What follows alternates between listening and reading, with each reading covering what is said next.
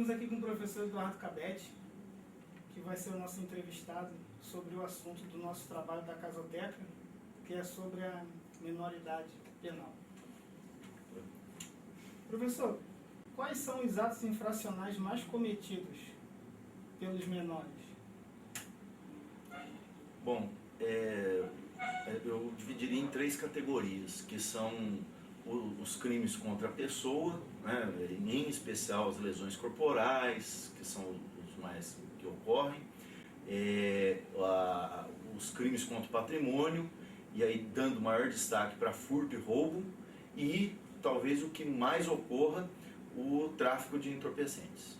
Esses são os três mais comuns casos em que você vê menores envolvidos. Qual a influência da mídia nos casos que envolvem menores, no sentido de deturpar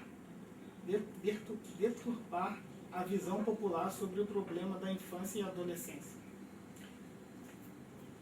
Bom, é o seguinte, na realidade o que acontece é que quando ocorre um caso envolvendo um menor, há uma divulgação muito grande desse caso na mídia, e aí essa divulgação muito exagerada, ela dá uma ideia de que aquele caso ele está ocorrendo direto, em todos os lugares, a todo momento, quando não é realidade, quando na verdade a maior parte dos crimes que acontecem, mesmo esses que eu falei inicialmente, né, que são os mais perpetrados por menores, mas a grande maioria das ocorrências que a polícia registra, que estão em andamento no fórum, são praticados por maiores. Os menores, eles praticam sim crimes, que na verdade tem a nomenclatura de ato infracional, mas não são a maioria dos crimes, não é a maioria dos crimes que é cometida por menores. Então a mídia tem esse poder de passar uma mensagem que não é verdadeira, que a maior parte das infrações penais são cometidas por menores ou tem envolvimento de menores. Isso não é realmente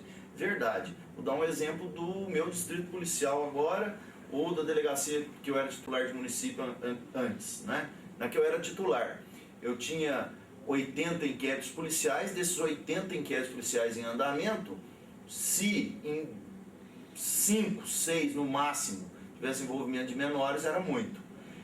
Agora, eu tenho 237 inquéritos em andamento nessa outra delegacia do Distrito Policial de Guaratinguetá. Se eu tiver envolvimento em 10 desses 237 de menores, é muito. Aí, lógico, tem os atos infracionais onde só menores praticam, né? Mas os atos infracionais, por exemplo, num universo de ocorrências que a gente registra num mês, eles não representam menos de 10% das ocorrências, bem menos. Então, quer dizer, há uma imagem falsa, porque ocorre um fato e ele é alardeado de uma forma tão repetitiva na mídia que dá a impressão que os menores estão por aí cometendo crimes mais do que os maiores, o que não é a realidade. É verdadeira a afirmação corrente de que criminosos utilizam menores como bodes expiatórios? Bom, isso é verdade, né? Em alguns casos, também não são todos os casos, mas em alguns casos, onde há a participação do menor, é realmente comum que na hora da assunção da responsabilidade pelo ato praticado, em especial no tráfico de drogas, né, o menor ele acaba sendo induzido a assumir a responsabilidade daquele caso, né? Mesmo nesses casos a gente tem que ponderar, porque pode ter casos, e existem mesmo, em que menores são mesmo os responsáveis pelo crime praticado, no caso deles o ato infracional, mesmo envolvendo maiores. Às vezes eles estão liderando mesmo aquela situação. Então isso também tem, quer dizer, se a gente for pegar todos os casos que aparecem menores envolvidos com maiores, em que o menor assumiu a responsabilidade pelo crime, não é 100% dos casos em que o menor era inocente e ele assumiu, ou era apenas um dos participantes e assumiu sozinho. Não é em 100%. A gente não tem assim uma estatística segura sobre isso. E tudo isso que se fala sobre menores, e em especial esse aspecto aí, tem muito de achismo. A coisa não é muito científica não, mesmo porque é um tanto quanto impossível você fazer uma estatística segura.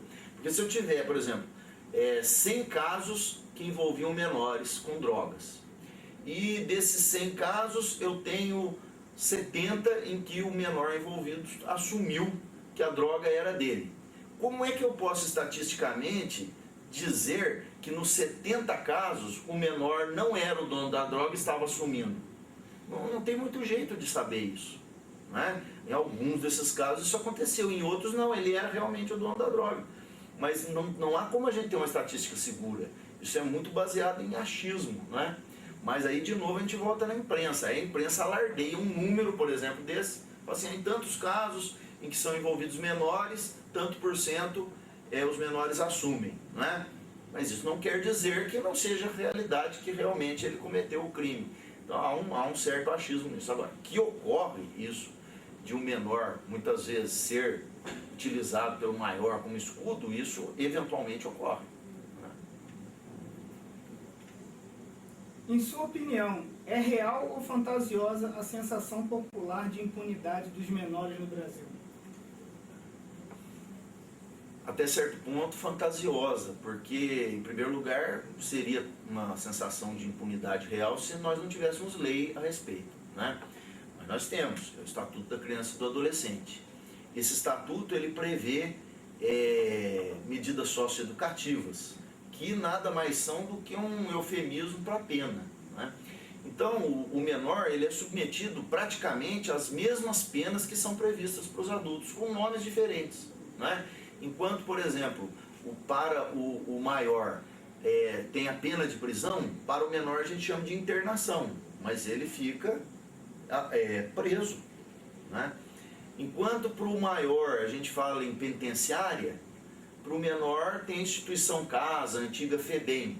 São nomes que mudam, mas as situações são as mesmas, né? Enquanto um maior ele tem uma limitação de fim de semana, um sursi, o menor ele tem a liberdade vigiada, que é também, né? O maior tem o regime aberto de cumprimento de pena, o menor tem a liberdade vigiada, né? Quer dizer, então alguns crimes em que um maior ele recebe penas alternativas e o menor recebe liberdade vigiada, recebe o dever de comparecimento a entidades assistenciais, na realidade a reação penal contra o menor é a mesma reação penal que acontece contra o maior. O maior também, se comete um crime de menor potencial, vai lá, faz uma transação penal e acorda lá ficar, por exemplo, durante um mês sem poder sair de casa no final de semana. E aí o menor também tem uma liberdade vigiada aos finais de semana. Quer dizer, qual a diferença entre um caso e outro para as infrações, por exemplo, de menor potencial ofensivo?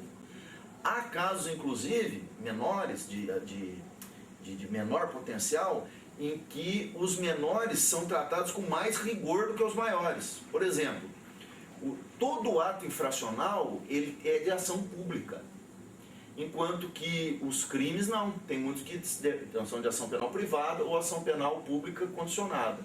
Exemplificando, se um maior me ameaça, eu tenho que representar para ele ser processado. Se eu não representar, sequer ele é processado. Agora, se um menor me ameaça e eu registro a ocorrência, mesmo que eu retorne lá na delegacia e queira retirar, eu não posso. O menor é processado perante o ECA da mesma forma, quer eu queira, quer não. Veja, então a lei é mais rigorosa com o maior ou com o menor nesse caso? Com o menor, né? Agora, onde existe uma defasagem e os menores realmente recebem uma reação penal muito mais branda, são nos crimes mais graves, né? Então, por exemplo, num crime de homicídio, um maior, ele mesmo um homicídio simples, ele tem uma pena mínima de 6 anos. Se for qualificado, 12 anos. Agora, um menor, ele vai ficar no máximo preso, internado, né, durante 3 anos. Aí é uma certa defasagem, né? No tráfico de drogas, um maior é pego em flagrante, é preso. O menor, ele é liberado, porque ele só pode ser preso em atos infracionais, em flagrante, né? Em atos infracionais com violência ou grave ameaça, e o tráfico não tem isso, né? Então aí aqui é um tratamento realmente mais brando para os menores. Agora, também é essa diferença tão grande quanto as pessoas não especializadas pensam que é? Nem tanto. Porque se a gente parar para pensar, como estudantes, vocês vão ver como não é tão diferente. Você imagine um sujeito condenado a 6 anos de prisão por um homicídio simples, certo? Bom, ele é 6 anos, o menor 3, né, de internação. Só que acontece o seguinte, dentro de 1 ano ele cumpriu 1/6 da pena, não cumpriu? Então ele vai progredir para o regime semiaberto. Depois ele vai cumprir menos de 1 ano do restante da pena e vai para o regime aberto. Ele já vai ficar no regime aberto, que é o albergue, ele fica solto. Se ele cumprir 1/3 da pena, que são 2 anos, ele pode ter o livramento condicional, que é, ele fica totalmente solto, só com algumas restrições.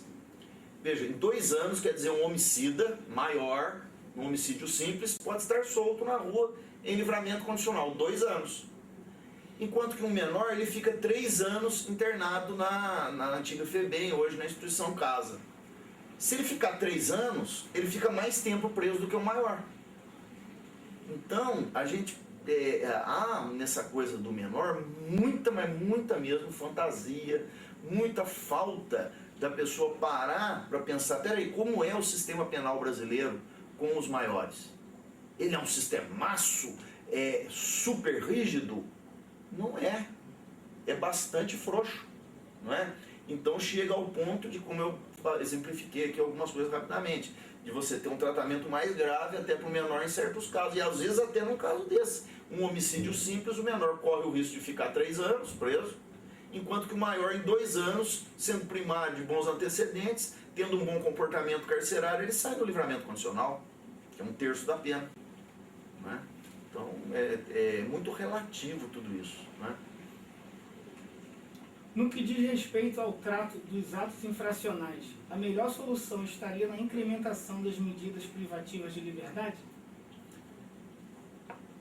Eu creio que não, né? Assim como para os maiores, essa coisa de ficar aumentando pena, né? Todos vocês já têm uma vivência, né? Fora o estudo, de experiência de vida, ainda que vocês sejam jovens e tudo, né? Mas vocês já perceberam quantas leis já saíram, ou mesmo que vocês não estivessem presentes quando essas leis saíram, lá em 90 ou tal, mas eram muito jovens, né? Mas vocês sabem, né, pelo que já aprenderam em sala de aula, que essas leis, elas saíram, aumentaram as penas e a violência da sociedade só aumentou o tempo todo. Bom, não funciona para o maior. Por que tipo de raciocínio lógico nós iríamos achar que maior repressão iria funcionar para os menores? Eu não vejo como, não é? É muito pior, eu acho. Eu acho que o menor, não é? O que precisaria incrementar, sim, é aplicar efetivamente certas partes do Estatuto da Criança e Adolescente que não são aplicadas, não é? Que são a disponibilização daqueles direitos todos que o Estatuto da Criança e Adolescente ele dispõe para as crianças e para os adolescentes, e que na verdade não são cumpridos, desde educação, saúde, lazer, etc. Não é? Esse é o grande problema. Talvez uma melhora no ensino público, uma melhora no que diz respeito ao incentivo aos esportes para a juventude, principalmente a mais carente, uma melhora no setor de saúde pública para tratar inclusive crianças e adolescentes que têm problemas de psicopatias. Quando eu falo psicopatia, não estou usando o termo tecnicamente, mas falando de acordo com a etimologia da palavra, doenças mentais, né? Então, quer dizer, prestar essa assistência no campo da saúde, da educação, dos esportes, do lazer, isso eu acho que pode melhorar a juventude brasileira. Agora, encarcerar a juventude brasileira vai melhorar a juventude? Eu acho que creio que não. Creio que vai criar um contingente habituado ao cárcere desde pequeno, que para ele mais tarde viver numa instituição prisional ou na rua não vai fazer muita diferença, né? E aí, porque ele está acostumado desde criança a viver nesse ambiente, né? Às vezes ele gosta, eu já presenciei presos que por ficarem muito tempo presos adultos, eles sofrem um fenômeno até que a criminologia ela denomina de prisionização, que é passar a gostar daquele ambiente carcerário e não gostar de viver livre, né? Não querer sair da cadeia. Eu já tive que tirar o sujeito dentro da cadeia à força. Imagine a situação, o grau de prisionização do indivíduo desse, né? E a gente pode começar a criar pequenos prisionizados, né? Pessoas que vão se institucionalizar de uma tal forma que eles vão permanecer presos, quando saem, cometem outro, volta, sai, volta, e para eles não faz diferença alguma, né? Então eu acho que realmente nem para maior nem para menor essa coisa de incrementar a pena soluciona coisa nenhuma, para nada. Para finalizar, qual a sua opinião sobre a redução da menoridade no país? Então, eu creio que também é outra coisa, é uma outra solução falaciosa, que não tem, não vai haver com isso nenhuma solução prática, né? E seria até por parte do próprio Estado uma posição contraditória, porque hoje o que a gente vê é que o sistema prisional ele está basicamente falido, falta de vagas. O Estado adota uma série de medidas, inclusive, por exemplo, uma recente reforma do Código de Processo Penal, para impedir ao máximo possível as prisões provisórias.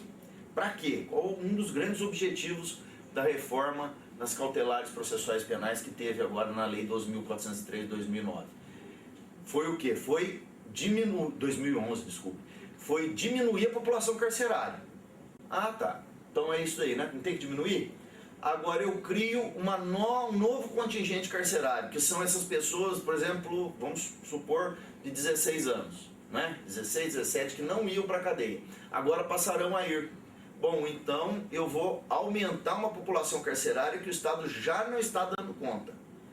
Será que isso é solução? Eu acho que vai ser mais um problema, né?